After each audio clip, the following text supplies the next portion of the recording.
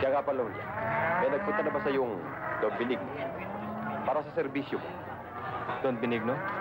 Hindi ko ata sa kilala. Kaibigan ko siya. At ikaw ang inirekomenda ko. Nang magtanong siya sa akin kung may kilala akong bakero. Maraming salamat, Senyor Talara. Marahil abala pa siya. Kaya hindi niya ako napupuntahan. Tiyak na hahanapin ka noon. Ikaw na ang bahala sa kanya. Mabait yun. Parang Julian, mamimili raw muna kami. Baka gusto mo mauna na. Kanina pa nag-atay si parang Iluron eh.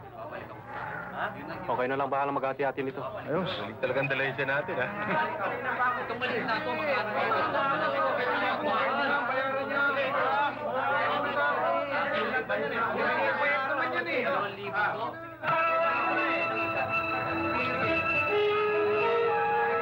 Kita ka na naman, eh.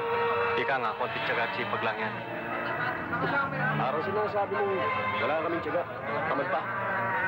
Wala akong sinasabing ganun. Alam mo ba, sabi sana yung pera tinagam mo. Sinulog po kami kay Senyor Pilara. Kaya kami hindi nakuha. Wala akong nalalaman sa sinasabi niya mga kaibigan. Kung tungkol kay Senyor Dela, ay wala akong pakialam kung sino ang gusto niya maglingkod sa kanya. Parehas lang sa akin yun. Sa'yo, oo. Pero sa amin, hindi. Kung tungkol dyan ang pag-uusapan natin, may pupuntahan pa ako eh. Sandali.